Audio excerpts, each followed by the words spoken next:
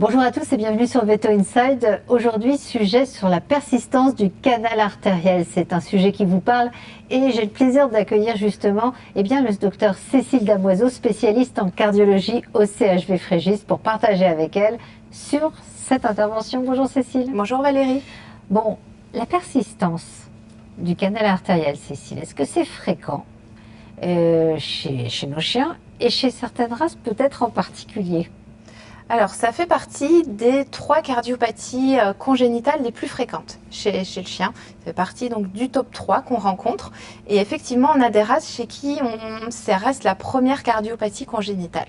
Alors, les races prédisposées, on en a beaucoup chez les chihuahuas qui sont très à la mode pour le moment, chez les bergers australiens, chez les bergers allemands, chez les beaucerons. Donc voilà, on a pas mal de races à la mode qui sont touchées, en sachant que ça touche majoritairement les femelles par rapport aux mâles. D'accord. Et tu as des signes d'alerte en particulier qu'il est bon que le vétérinaire indique aux propriétaires et qu'ils doivent l'amener à consulter rapidement en clinique? Alors déjà, le signe vraiment par le vétérinaire de la détection de la maladie, c'est ce fameux souffle qui est assez caractéristique. C'est un souffle très fort qui souvent va pouvoir se palper, tellement on a des turbulences importantes dans ce canal artériel. Et sinon, les signes associés, ça va être de la fatigabilité, ça peut être un retard de croissance chez les chiots atteints, ou ça peut être des difficultés respiratoires si la maladie est passée au stade de l'œdème pulmonaire. Alors le diagnostic, Cécile, bon bien sûr il y a les signes cliniques dont on vient de parler, mais j'imagine qu'il va passer évidemment par l'imagerie.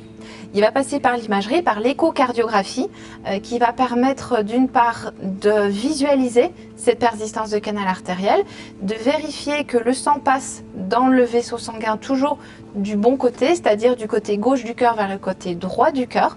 Il va permettre de visualiser la morphologie précise du canal artériel et donc de décider de quel type de chirurgie vers laquelle on va plutôt s'orienter. Et puis surtout, il va aussi permettre cet examen d'évaluer les conséquences sur le cœur déjà de la maladie. Est-ce que le cœur est déjà trop gros et est-ce qu'on doit avoir besoin de mettre un traitement médical avant de passer vers une option chirurgicale? D'accord, parce qu'en fait il y a des pièges diagnostiques à l'imagerie quand on veut essayer de voir ce canal artériel, cette persistance du canal artériel. On peut parfois tomber dans le panneau de certains pièges au niveau de l'image ou pas? Alors c'est pas toujours facile de visualiser le canal artériel parce qu'on a affaire à des chiots qui bougent beaucoup, qui respirent très fort. Donc c'est vrai qu'on peut confondre ce canal artériel avec certaines pathologies. Par exemple, si on a une fenêtre, si on a un trou entre l'aorte et le tronc pulmonaire, on peut croire que ça mime un canal artériel. Et par contre, cette fenêtre aortopulmonaire, elle sera beaucoup plus difficile à opérer, voire pas possible à opérer par rapport à une persistance de canal artériel. Est-ce qu'il y a des stades où tu es amené à te dire c'est trop tard, je ne peux pas opérer?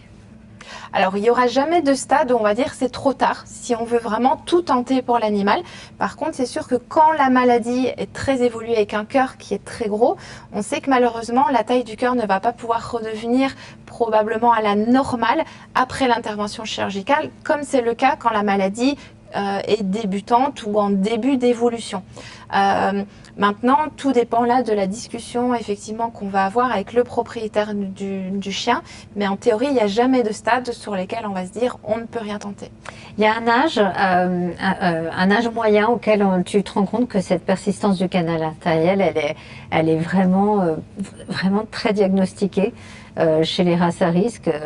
Est-ce que c'est chez des chiots très jeunes ou des chiots un petit peu plus avancés dans leur croissance? Alors en général, elle est diagnostiquée lors de la première consultation vaccinale parce que c'est là que le vétérinaire va poser le stéthoscope, va entendre le souffle qui est vraiment très important et assez caractéristique.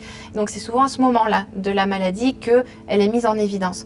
Maintenant, on a des chiens adultes qui ont une persistance de canal artériel qui est plutôt assez petite. C'est pour ça qu'ils peuvent survivre avec cette persistance de canal artériel. Donc elle peut être diagnostiquée à tout âge quand même. D'accord. Cette intervention, elle a un bon taux de réussite, j'imagine. Oui, je vois que tu as l'air de me dire que c'est celle qui a le meilleur taux de réussite finalement chez nos chiots. C'est une intervention qui probablement a un taux de réussite le plus élevé, en tout cas par chirurgie endovasculaire, donc les chirurgies minimalement invasives. Et sinon, de façon générale, c'est une intervention qui a des complications minimes quand il n'y a pas de rupture du canal artériel qui est observé. Alors je vois que tu as apporté un peu de matériel justement pour nous montrer comment se passe l'intervention. Si tu pouvais nous expliquer les grandes étapes, hein, s'il te plaît, de cette intervention par voie mini-invasive justement. Donc en fait, il y a deux façons de faire ces interventions de persistance de canal artériel. Le but, c'est de fermer le vaisseau sanguin qui est persistant. Donc on peut fermer ce vaisseau sanguin en ouvrant les côtes et en passant donc par l'extérieur du cœur. Et donc on va mettre un fil de suture ou une petite agrafe sur le canal artériel. Donc ça, c'est la chirurgie classique qui sont un petit peu plus invasives. Et puis maintenant, on a le développement, tout ce qui est chirurgie minimalement invasive, endovasculaire, où en fait on va passer par un vaisseau sanguin totalement et on va remonter du matériel jusqu'au cœur, jusqu'au canal artériel, et dans le canal artériel on va mettre un petit dispositif qui va le fermer de l'intérieur. Voilà. Et comment est-ce qu'on fait? Donc on prend un cathéter. Alors ici c'est un cathéter qui est un petit peu gros pour passer dans une artère de la cuisse, mais ça vous permet de pouvoir visualiser à quoi ça ressemble. Donc c'est un cathéter qu'on va placer dans une veine ou dans une artère. Quand on parle de persistance de canal artériel, c'est plutôt dans l'artère fémorale, donc à l'intérieur de la cuisse. Donc on insère ce cathéter simplement comme on pose un cathéter dans une patte, et dans ce cathéter on va rentrer différents guides, et ces guides, on va les rentrer progressivement jusqu'au cœur. Donc on remonte dans le vaisseau sanguin et on va pouvoir rentrer ces différents petits dispositifs. On va pouvoir leur faire des rotations, des inclinaisons, et on les remonte jusqu'à l'intérieur du cœur. Quand on est dans le cœur et dans le vaisseau sanguin, on va mettre une espèce de petit parapluie qui va aller fermer ce vaisseau sanguin de l'intérieur. Et après, donc le résultat, il est visible assez rapidement, où il y a quand même un petit temps, entre guillemets, d'action, le temps que l'obturation soit complète.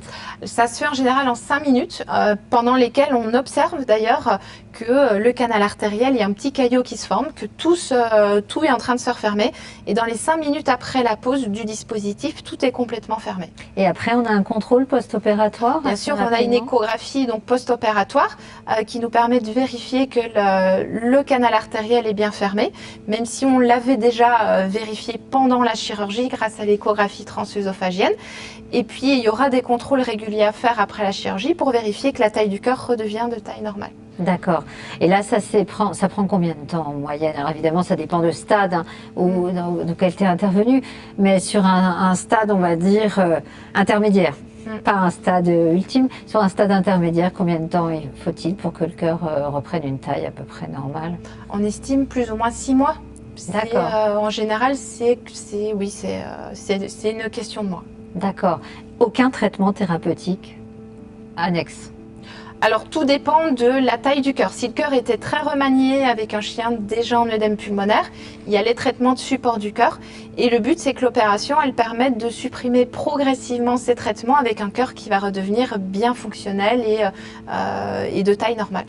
D'accord, Cécile. Et est-ce qu'il y a parfois, donc j'ai bien compris qu'il y a un très bon taux de réussite, mais est-ce qu'il y a parfois des complications? Et si oui, lesquelles? Alors, il y a malheureusement des complications qui peuvent arriver. Ce sont des complications qui sont vraiment un taux mineur, en général moins de 5% des cas. Si l'opération se réalise à thorax ouvert, quand le chirurgien place le fil de suture ou l'agrafe sur le canal artériel peut se rompre. Dans ces cas-là, on part sur une hémorragie thoracique qui est en général massive et qui mène au décès de l'animal. Donc ça, c'est la complication la plus fréquente de la chirurgie à thorax ouvert, même si je le rappelle, elle reste proportionnellement très peu rapportée.